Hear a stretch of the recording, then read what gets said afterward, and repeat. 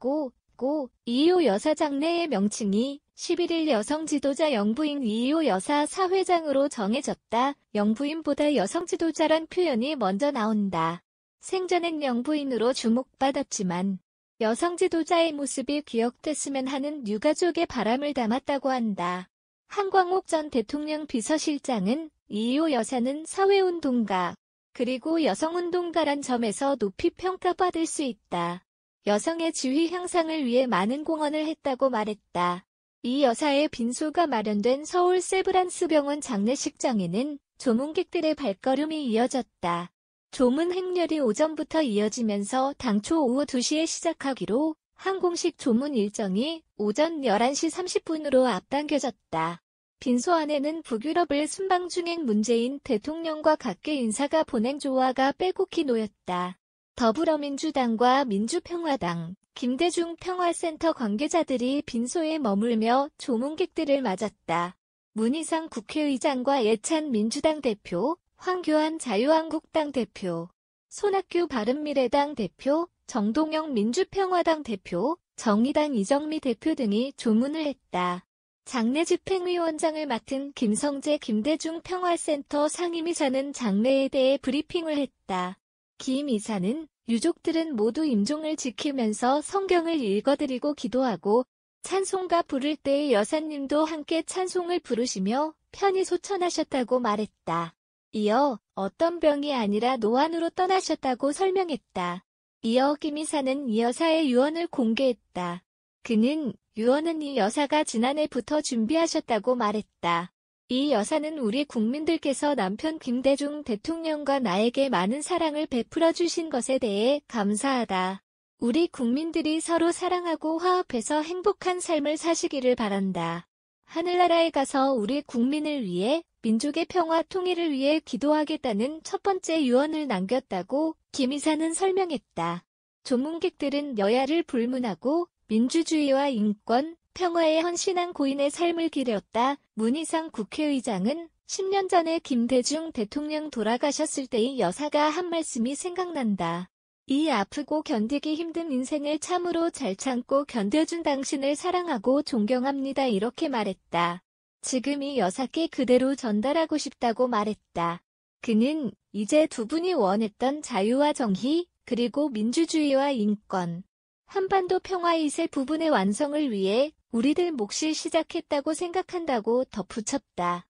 이낙연 국무총리는 방명록에 어머니처럼 따뜻하고 쇠처럼 강인했던 여사가 국민 곁에 있었던 것은 축복이다라고 적었다.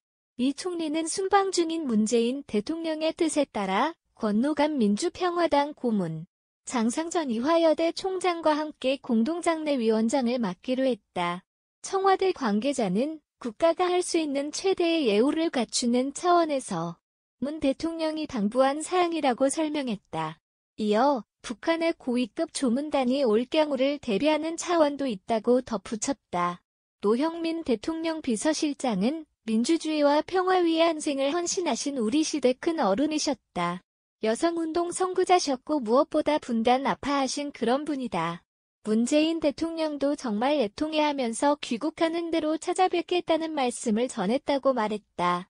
이해찬 더불어민주당 대표는 김대중 대통령님은 저의 정치적 스승이었다. 정치 입문할 때부터 돌아갈 때까지 30년 이상 모셨고 이희호 여사는 김대중 대통령의 정치적 동지라고 저는 생각한다. 여성운동도 많이 했고 김 대통령이 있기까지 동지적 관계로 살아온 분이라고 회고했다. 자유한국당 의원 10여 명과 함께 조문한 황교안 대표는 평생을 대한민국의 민주주의와 인권을 위해 헌신하신 이 여사님의 소천에 대해서 저와 자유한국당은 깊은 애도의 말씀을 드린다. 여사께선 김대중 대통령의 반려자요 정치적 동지셨다. 한평생을 함께 민주화의 한 길 걸어왔다. 또 1세대 여성운동가로서 여성인권에도 많은 역할을 하셨다. 그동안 우리나라의 민주주의와 여성인권을 위해서 남기셨던 유지를 저희가 잘 받들도록 하겠다고 애도를 표했다. 손학규 바른미래당 대표는 대한민국 역사의 한 페이지가 넘어가는 느낌이다. 김대중 대통령을 만드셔서 우리나라 민주주의와 평화에 큰 획을 그으신 분이고 여성과 약자의 인권을 신장하는데 아주 훌륭한 역할을 하셨던 분이다. 김 대통령의 인동초 정신도 이 여사님으로부터 비롯된 것이 크다고 생각된다고 말했다. 정동영 민주평화당 대표는 개인적으로 저의 모친과 생년이 같아서 늘 어머니 같은 마음으로 대했다. 정치 시작하고 처음 지구당 개편 대회를 하는 날 전주에서 축사를 해주고 제 손에 봉투를 쥐어주던 모습이 선하다고 고인의 영면을 빌었다. 이정미 정의당 대표는 순환과 고통의 시대를 온몸으로 끌어안고 사신 분이 우리 곁을 떠나게 돼 애통하다. 평화와 민주주의, 인권 위에 걸어오신 발자취를 깊이 새기고 그 뜻이 이뤄지도록 정의당이 최선을 다하겠다고 말했다. 이 여사가 임종하기 전인 10일 오후부터 고인과의 작별 인사를 나누기 위한 방문이 이어졌다. 전날 오후 5시쯤 고 노무현 전 대통령 부인 권양숙 여사가 이 여사를 찾았다. 권 여사는 여사님을 사랑하고 존경한다. 제가 외로울까봐 자주 오셨는데 최근에 찾아뵙지 못했다. 여사님, 좋으시겠다. 대통령 곁에 가실 수 있어서 라고 말했다고 한다. 이 여사에 대한 장례는 김대중 평화센터 주관으로 여성 지도자 영부인 이효 여사 사회장으로 치러진다. 장례 예배는 14일 오전 신촌 창청 감리교회에서 진행되며 이효 시신은 동교동 사저를 둘러본 뒤 국립묘지에 안장된다. AP통신 등 세계 주요 외신은 10일 현지 시간 이효 여사의 부고를 비중 있게 다뤘다. 특히 AP는 고인이 고 김대중 전 대통령이 독재에 한가하던 시절 만나 결혼했다면서 김 전 대통령이 1997년 12월 대통령에 당선되기 전까지 사형 선고 암살 시도 등 각종 고초를 같이 겪었다고 전했다. AFP통신도 이 여사를 한국 여성운동의 선구자 중 한 명이자 김 전 대통령의 평생 친구, 여권 신장운동을 했을 뿐 아니라 김 전 대통령의 대북 유화 정책인 햇볕 정책에도 큰 영향을 미쳤다고 평가했다. AFP는 또 이 여사는 김 전 대통령이 사형 선고, 납치와 같은 격동의 시기를 겪었을 시절에도 노벨 평화상 수상 같은 걸출한 정치적 업적을 쌓았을 때에도 한결같이 적극적으로 남편을 지지했다고 전했다.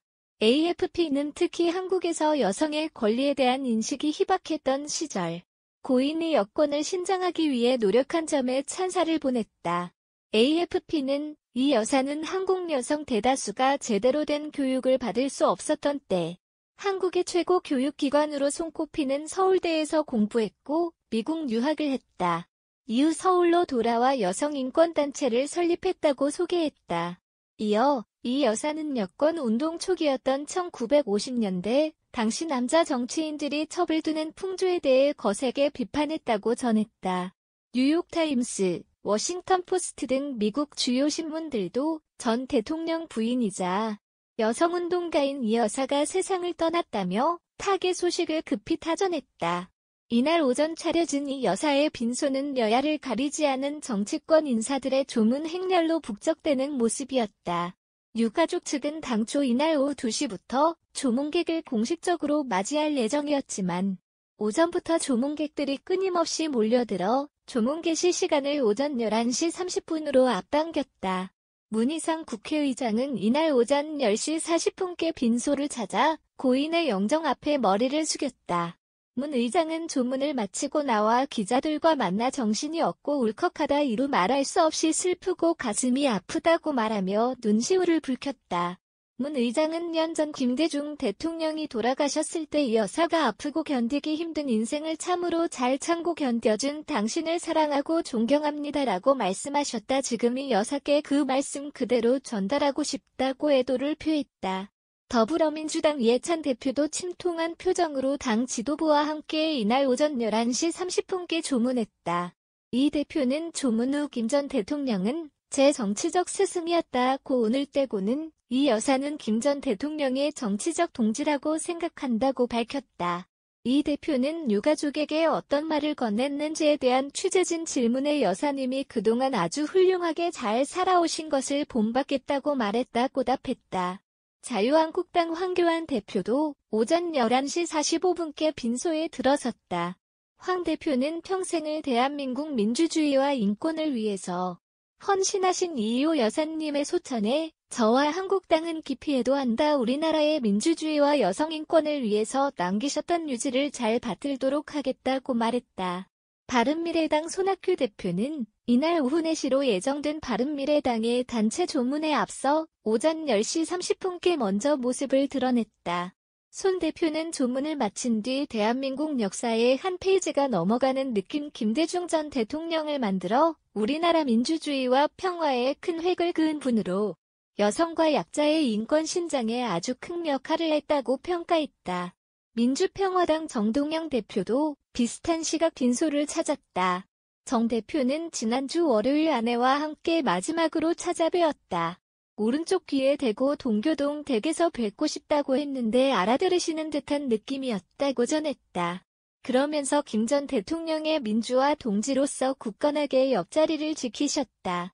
편안히 영면하시기를 빈다고 애도했다. 윤영찬 전 청와대 소통수석은 일반 조문객 중 가장 이른 오전 10시께 빈소를 찾았다. 윤 전 수석은 조문 후 여성, 사회운동가였다가 김 전 대통령님을 만나서 평생 민주주의와 한반도 평화를 위해 함께 고난을 겪고 이기며 민주주의를 끌고 오신 거인이라고 애도했다. 오후 2시에는 노영민 대통령 비서실장과 김수현 청와대 정책실장, 정의용 국가안보실장 등 청와대 비서진 12명이 단체 조문을 하고 북유럽 상국을 순방 중인 문재인 대통령의 조의를 직접 전한다. 이낙연 국무총리는 오후 3시께 빈소를 찾을 계획이다. 오후 5시에는 이인영 원내대표가, 오후 6시 30분에는 한국당 나경원 원내대표가 각각 조문한다.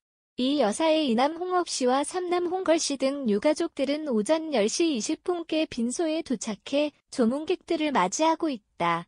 동교동계 막내 민주당 서른 의원과 김 전 대통령의 마지막 비서관 출신인 민주평화당 최경환 의원, 한광옥 전 청와대 비서실장과 박양수, 김희철, 김광림 전 의원 등 동교동 인사들도 대거 빈소를 지키고 있다.